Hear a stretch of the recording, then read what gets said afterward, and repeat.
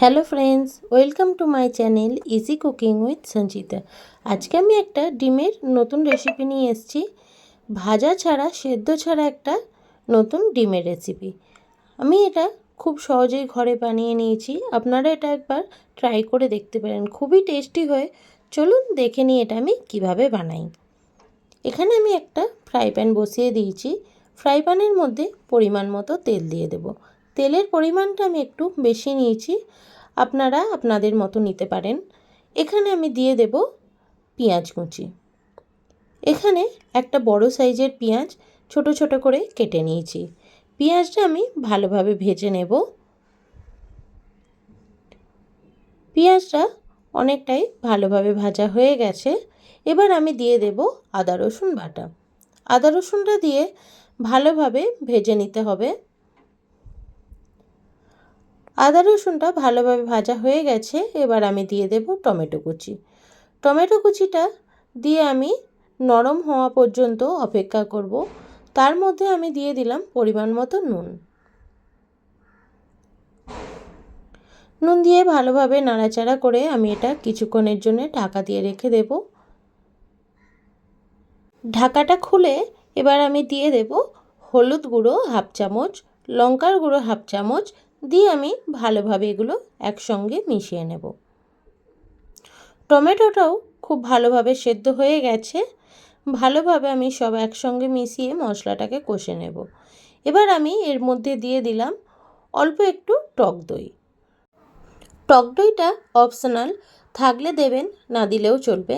টমেটোর পরিমাণটা একটু বেশি করে দেবেন। দিয়ে আমি মশলাটা ভালোভাবে কষিয়ে নিচ্ছি। দেখুন মশলাটা দিয়ে তেল ছেড়ে গেছে, মশলাটা ভালোভাবে কষানো হয়ে গেছে।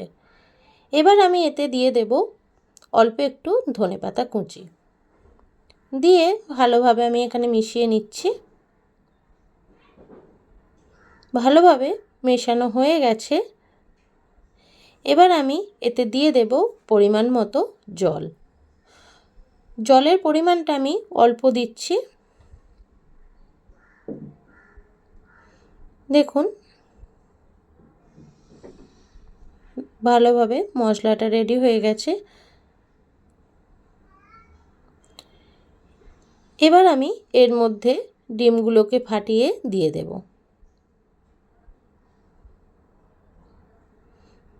দেখুন একটা একটা করে ডিমগুলো এখানে দিয়ে দিতে হবে।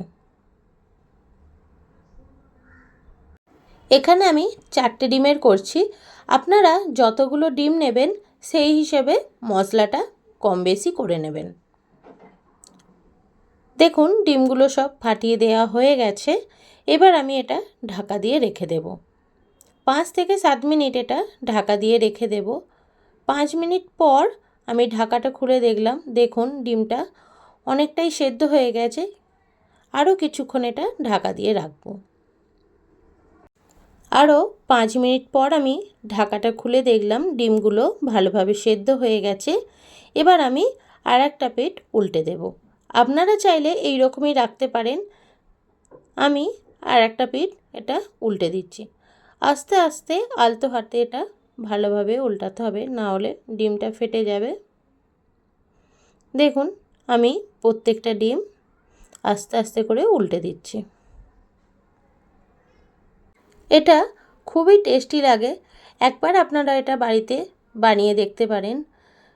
খুবই কম টাইমের মধ্যে এটা রেডি হয়ে যাবে। ডিম ভাজা সেদ্ধর ঝামেলা ছাড়াই এটা রেডি হয়ে যাবে। আপনারা এটা একবার বাড়িতে বানিয়ে দেখুন, খুবই টেস্টি লাগে। দেখুন কতটা সুন্দর লাগছে। আর রান্না করে আমাকে এর ফিডব্যাকটা জানাবেন। কমেন্ট করে জানাবেন এই রেসিপিটা কেমন লাগলো। আরও এরকম নিত্য নতুন রেসিপি দেখার জন্য আমার চ্যানেলটা সাবস্ক্রাইব করে দেবেন। ভালো লাগলে কমেন্ট করে জানাবেন, শেয়ার করবেন বন্ধুদের সঙ্গে। ভালো থাকবেন, সুস্থ থাকবেন। আবার আসবো একটা নতুন রেসিপির সঙ্গে। আজকের মতো বাই।